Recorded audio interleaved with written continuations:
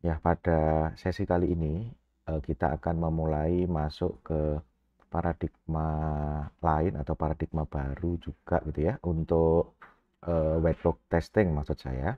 Setelah kita kemarin mempelajari ada beberapa eh, paradigma ya terkait coverage, terus kemudian terkait complexity. Nah, kali ini kita akan melihat whitebox testing juga tapi dalam eh, hubungannya dengan pengembangan perangkat lunak. Kita tahu bahwa proses pengembangan perangkat lunak ini terdiri dari fase-fase ya. Di setiap model pengembangan perangkat lunak, penerapan fasenya itu berbeda-beda ya, mulai dari fase requirement, analisis dan seterusnya. Nah, di fase implementasi ini ada sekaligus ya setelah implementasi itu nanti ada sekaligus fase pengujian. Di masing-masing model pengembangan perangkat lunak itu akan berbeda ya teknik pengujiannya. Tetapi di sini kita akan memberikan ataupun saya akan memberikan pengantar ya tentang dasar dari testing yang sehubungan dengan eh, pengembangan perangkat lunak ya. Dalam pengembangan perangkat lunak itu umum diketahui ada unit testing, integration testing, dan juga sistem testing. Oleh karena itu pada tujuan pembelajaran kali ini, melalui pembelajaran kali ini mahasiswa diharapkan mampu mendeskripsikan ya tingkatan dalam pengujian yaitu unit testing, integration testing, dan juga sistem testing. Di sesi kali ini kita akan membahas dulu beberapa ya unit testing dan juga ada nanti ada integration testing ya. Nah, akhirnya nantinya mahasiswa diharapkan mampu mendeskripsikan tools ya untuk masing-masing tahapan pengujian tersebut dan juga pastinya mengimplementasikan ya melalui nanti praktikum maupun tugas ya. Nah, sebelum kita masuk ke apa deskripsi dan juga contoh-contoh. Nah, ini kita ingat kembali ya bahwa testing ya ataupun pengujian ini ada beberapa tingkatannya. Nah, tingkatannya itu ada unit testing. Jadi ketika programnya itu sudah selesai, kita akan melakukan masing-masing unitnya itu akan kita tes. Nah, ilustrasinya seperti yang di sebelah kanan ini. Nah, setelah kita melakukan pengetesan ya untuk masing-masing unit, untuk memastikan bahwa ketika digabungkan satu unit dengan unit yang lain itu tidak jadi bermasalah, maka akan dilakukan integration testing. Unit ini misalkan ya, yang saya ilustrasikan di sini, ketika digabungkan dengan ini dan ini, itu dipastikan tidak ada permasalahan terkait penggabungan tersebut. Itu adalah inti dari integration testing. Terus kemudian sistem testing itu ketika seluruh eh, unit-unit ini yang sudah di testing integrasi digabungkan menjadi satu sistem keseluruhan itu disebut integration atau sistem testing ya. Kemudian eh, testing yang keempat ya itu ada namanya acceptance testing. Di sini testing yang berhubungan dengan penerima sesuai translate-nya ya, penerimaan pengguna ya. Ya, berarti ya klien yang meminta software tersebut itu dilibatkan untuk melakukan eh, pengujian gitu ya. Nah, ini eh, level-level di dalam software testing yang nantinya akan kita pelajari unit dan integration testing. Nah, kemudian kalau kita membaca kategorinya ataupun jenis-jenis yang paling tidak di awal-awal dulu diperkenalkan ya, pastinya jenis-jenis ini itu sekarang sudah sangat banyak variasinya gitu kan ya. Nah, di sini kita akan lihat ya jenis level testing ada unit atau modul testing. Itu unit testing sederhana gitu ya. Ya, yang penting inputan yang seharusnya ada di unit itu bisa di returnnya itu bisa seharusnya gitu ya. Itu berarti unit testingnya selesai. Makanya tidak apa ya, tidak di sini dideskripsikan, tidak ada metode-metode khusus ya. Oke, kemudian ada juga di integration testing. Di sini ada usulan metode-metode khusus ya untuk melakukan integration testing ya. Ada pendekatan top down, ada pendekatan bottom up, ada pendekatan big bang ya. Ada juga threaded integration. Ini macam-macam. Sekali lagi 4 ini bukan hanya ini saja ya, pastinya sudah ada banyak lagi yang variasi-variasi dari integrasinya. Terus kemudian ada juga sistem testing.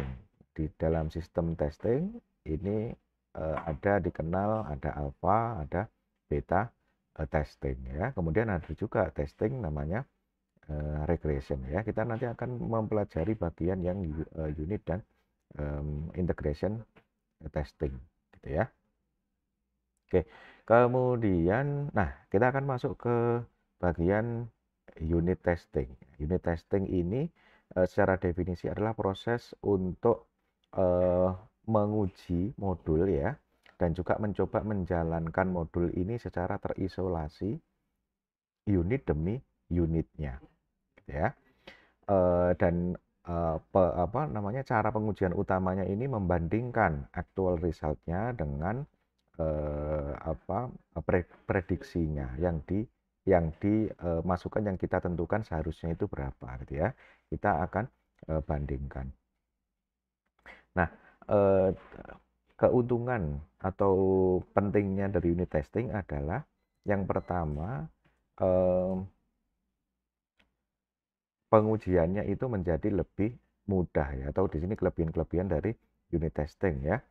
Pengujiannya menjadi lebih mudah karena masing-masing modul, masing-masing unit ini diuji secara individual. Terus kemudian yang kedua, lebih menyeluruh ya, lebih apa artinya, pengujiannya lebih exhaustif, lebih mengcover seluruh potensi-potensi case ya yang bisa terjadi. Kemudian interface error ya, ini apa dihilangkan bahkan atau diminimalkan.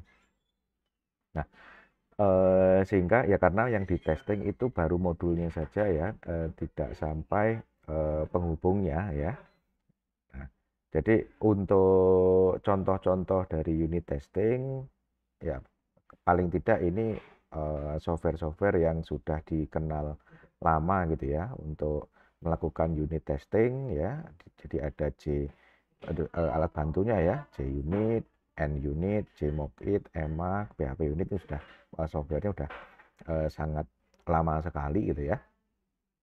Sekarang pastinya sudah ada software-software yang terintegrasi barangkali gitu kan ya, yang dia itu bisa lebih komplit daripada software-software yang awal-awal seperti ini. Nah, kalau kita lihat ya, seperti juga di modul apa praktikum, ataupun juga kalau kita lihat gimana sih bentuknya ini unit testing yang sederhana ya, kita bisa lihat contohnya. Nah, di sini misalkan skenarionya adalah kita akan menulis fungsi untuk menghitung faktorial. Kemudian kita membuat modul ya, yang dia itu menghitung fungsi faktorial. Masukannya ini asalkan non negatif integer gitu ya, bilangan non negatif integer. Kita tulis di sini fungsi faktorial ya. Kemudian di sini kita deklarasi kondisi gitu ya. Hanya jika n itu sama dengan 0 gitu ya, atau n sama dengan 1, return 1. Kemudian di sini ada badan program ya sampai di bagian bawah gitu ya. Nah, di sini menggambarkan kondisi-kondisi ya, sehingga yang menjadi output ya ketika nanti faktorial ini bisa dioperasikan. Kita sudah punya fungsi faktorial seperti ini. Nah, kita akan menguji ya modul ataupun unit ya berupa fungsi faktorial tersebut ya dengan membuat unit testing sederhana gitu kan ya. Nantinya kita akan menjalankan tes faktorial, tapi badan program di dalam tes faktorial itu kita deklarasikan. Kita buat metode lagi namanya tes faktorial gitu kan ya. Di sini kita masukkan ya kondisi-kondisinya, base case-nya seperti ini, normal case-nya ya. Terus kemudian ada yang boundary atau edge-nya ya, itu kita masukkan di sini. Jadi kondisi-kondisinya itu silakan atau bisa dimasukkan di sini ketika dia mendeklarasikan tes faktorial ya. Jadi ketika tes faktorial ini dijalankan, nah seluruh kondisi ini dievaluasi ya, mana yang dia itu tidak tercapai, kan ya. Oke, ketika seluruhnya itu kondisi setelah dieksekusi itu tercapai, maka akan ditampilkan all test passed ya. Nah, ini contoh dari unit testing. Kita bisa lihat di sini unit testing itu kan yang diuji hanya satu modul atau satu fungsi saja. Nah, nanti kalau ada fungsi yang lain bagaimana ya dibuatkan pengujian seperti ini juga gitu kan ya. Nah, itulah kenapa disebut unit testing. Nah, seluruh unit ketika sudah di tes gitu kan ya, itu perlu dipastikan ketika nantinya disatukan unit satu dan unit yang lain itu tidak terjadi kesalahan atau tidak menimbulkan terjadi kesalahan. Ya karena modul yang berbeda-beda itu bisa jadi ketika digabungkan ini ada potensi untuk kesalahan ya. Oke. Di dalam integration testing itu ada banyak metodenya ya. Tapi di sini kita nanti akan mempelajari yang decomposition based integration terlebih dahulu ya. Ada beberapa macam pendekatan ya, ada top down, ada bottom up, ada sandwich, ada big bang. Nah, ingat di sini kita sudah mulai masuk ke integration ya, tidak ataupun bukan unit testing lagi. Oke, decomposition based integration secara definisi ya, secara definisi itu dekomposisi itu kan penggabungan gitu kan ya, pembongkaran ataupun penggabungan ya decomposition. Representasi ataupun gambaran dari dekomposisi ini seolah-olah atau kalau kita bayangkan itu berupa tree ataupun pohon ya. Kita tahu kalau di tree atau pohon itu satu daun itu menyusun satu ranting ya. Satu daun menyusun satu atau ya menyusun suatu ranting.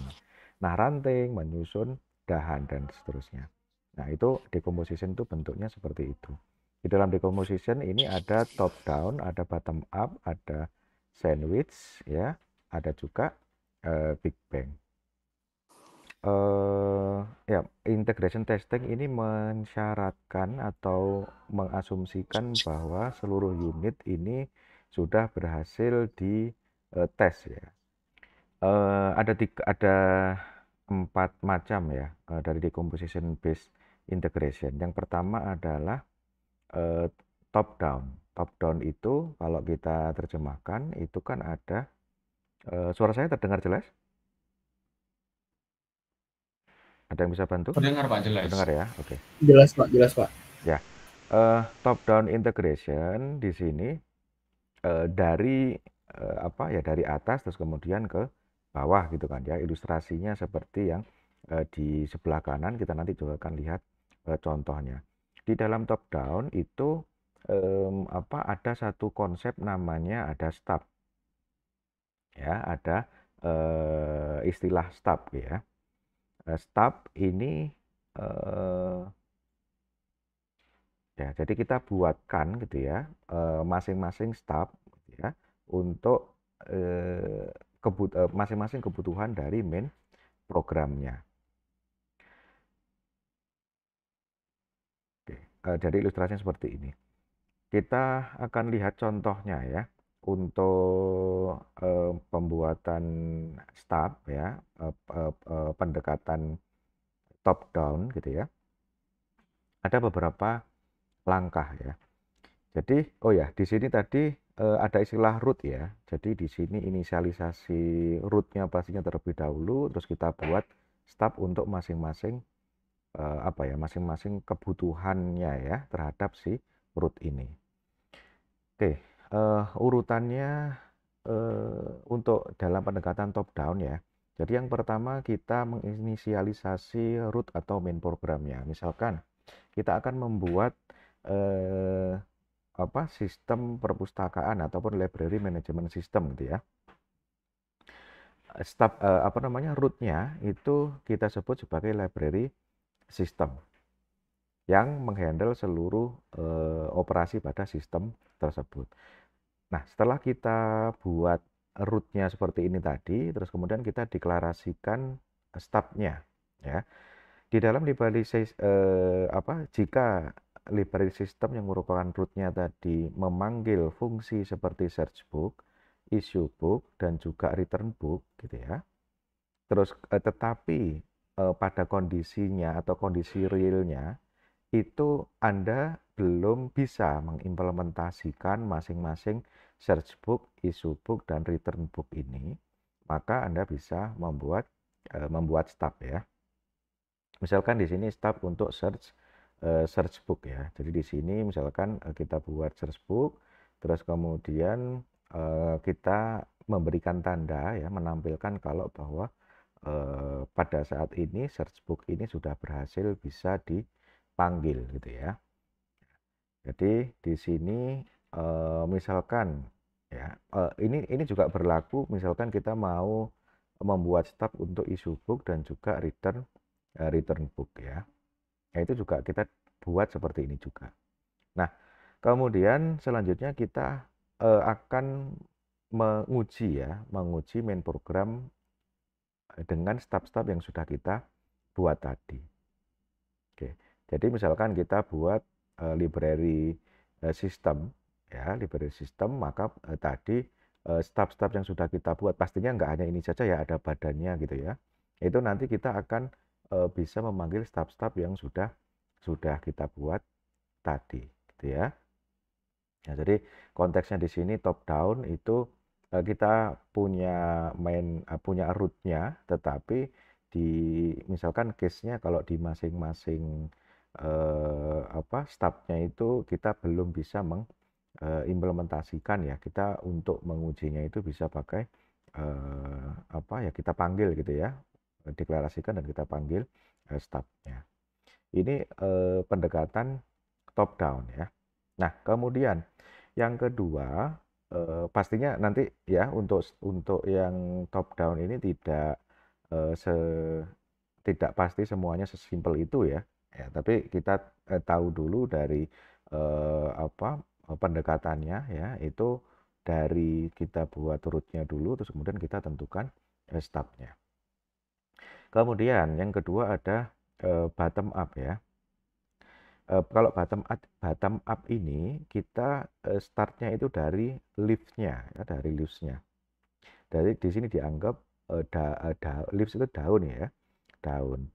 Terus kemudian kenapa bottom up? Kita buat dari banyak daun itu kita buat drivernya. Driver itu apa? Driver ini dummy code yang dia itu mengirimkan respon dan juga ACK ya kepada si modul. Oke, ya kita akan lihat contohnya ya. Eh, Bottom up ini ya. Oh ya, ya, ada istilah di dalam bottom up ini ada driver ya. Kalau tadi ada stub itu top down, kalau yang di bottom up itu ada driver. Yang pertama, kita start with low level modules ya, atau leaves. Misalkan case-nya di sini adalah kita mau membuat online shopping system. Di dalam lowest level kita punya modul beberapa ya. Misalkan calculate total, check stock, kemudian ada apply discount. Nah, modul-modul ini yang direpresentasikan sebagai MMM ini, kemudian selanjutnya ya kita akan buatkan drivers ya untuk testing. Ya kita buat driver calculate total gitu kan ya, driver calculate total. Nah, di sini kan ada deklarasi apa model ya, terus kemudian kita buat kok model apa namanya? Metode ya, metode, terus kemudian di sini kita buat eh, drivernya ya. Drivernya namanya test calculate total. Terus kemudian di sini apa test price-nya yang nantinya nilai yang nantinya akan dites itu 100, 200 dan 300, nilai expected-nya itu 600. Nah, kalau result-nya itu dari tes apa calculate total ya, data tes price-nya itu apa kita evaluasi atau kita assert sesuai dengan expected ya, maka ya berarti pas. Kalau tidak ya berarti eh, apa expected-nya nanti ditulis expected-nya 600 tapi hasilnya sekian gitu ya. Ini kita membuat level untuk calculate total gitu ya. Eh, kemudian di sini ya ini eh, dikombinasikan ya, dikombinasikan dengan modul-modul yang lebih atas ya. Akhirnya akan terbentuk semua modul-modul yang kalau kita di apa sistem yang keseluruhan itu misalkan harga masing-masing gitu ya atau harga satu jenis barang ketika dijumlahkan itu kan akan menjadi total belanja gitu kan ya. Itu penjumlahannya itu bisa bertingkat ya, seperti halnya juga modul-modul yang itu nanti bisa bertingkat. Nah, eh, apa integrasinya itu juga akan terus di ini ya dilakukan seperti yang ini gitu kan ya. Oke, ini penggambaran dari bottom up integration. Top down tadi apa ada stub ya, kemudian bottom up tadi pakai driver yang menguji modul-modulnya. Nah, kita yang ketiga itu adalah pendekatan yang kombinasi ya antara top down dan juga bottom up. Langkahnya adalah kita definisikan dulu target layernya, ya biasanya pastinya layer yang di tengah ya, layer yang di tengah, terus kemudian layer atasnya dan juga layer bawahnya. Untuk layer atas dan layer bawahnya itu istilahnya sama seperti top down dan juga bottom up. Jadi ada stub, ada driver. Nah, ilustrasinya seperti ini. Ada layer atas itu layer eh, apa yang pakai top down, pendekatan top down yang pakai stub, terus kemudian layer 3 itu yang eh, apa bottom up gitu kan ya, yang pakai driver. Nah, di sini sandwich integration ini menggabungkan dulu ya. Jadi skenario kita langsung ke contohnya ya.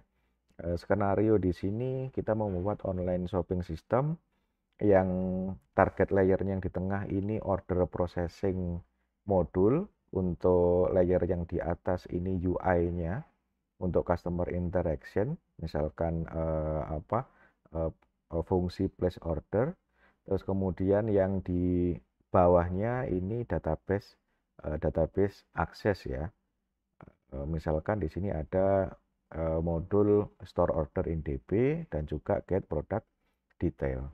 Kita akan mulai dari top down-nya ya. Jadi yang top down-nya karena tadi top down, itu kita menggunakan stubs ya. Oke, di sini case-nya adalah di dalam order processing layer itu sudah pasti membutuhkan apa interface ya, interface dengan apa layer yang di atasnya. Tetapi layer yang di atasnya itu belum ready, maka kita perlu stub tadi kan ya, perlu stub. Ya kita apa deklarasikan eh, yang main layernya terlebih dahulu ya. Terus kemudian kita deklarasikan stub proses order dan juga sekaligus untuk apa mengetes UI-nya. Untuk memanggil stubnya, ya, memanggil stubnya itu ada di bagian result ini gitu kan ya, sehingga kita bisa me, me, mensimulasikan ya, ketika nanti memang yang di layar di atasnya modul yang di layar di atasnya itu belum dideklarasikan. Untuk mengevaluasi resultnya itu berhasil atau tidak ya, kita deklarasikan di bagian assert ini ya. Jadi di sini kita kombinasikan yang di layer atas ini ada stub, terus kemudian yang di bagian bawah ya, di bagian layer bawah itu kita pakai driver ya, yang bagian bottom up ya. Yang bottom up itu kita pakai driver. Nah, di driver di sini ada kita buat ya test store order in DB untuk modul store order in DB ya. Kita buat driver test store order in DB. Kita deklarasikan seperti ini, kemudian kita evaluasi resultnya gitu kan ya. Itu menggunakan di baris assert ini. Kalau nantinya berhasil maka database tes pass ya.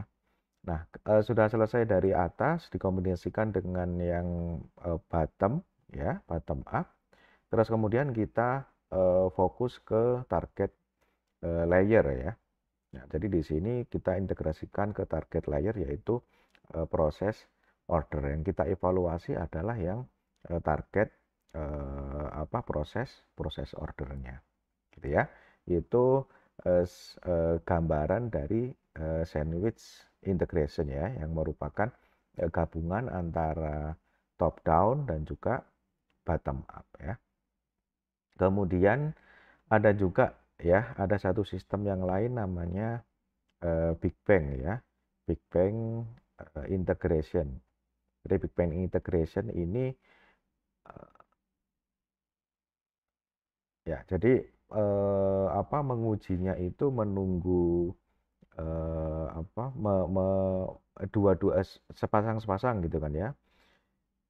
Di sini ilustrasinya modul A diuji duluan, terus kemudian diikuti modul B ya, kemudian modul D, kemudian diikuti modul E gitu ya. Jadi diuji pasangannya ya, pasangannya antara B dan C misalkan, terus kemudian antara F dan E. Jadi ketika seluruh berpasangan-pasangan ini sudah berhasil diuji, mereka diuji dengan yang sistem, gitu ya. Itu apa kombinasinya dari yang ataupun contohnya dari Big Bang integration, gitu ya. Oh ya, jadi di sini sebagian pembahasan ya kita sudah pelajari ya. Jadi ada unit testing, ada juga integration testing ya. Nanti kita akan lanjutkan untuk pembahasan yang lain pada eh, apa sesi selanjutnya ya. Untuk selanjutnya kita akan sesi tanya jawab ya. Ya, tetapi sepertinya di sini sudah lama masuk waktu maghrib ya. Sebentar.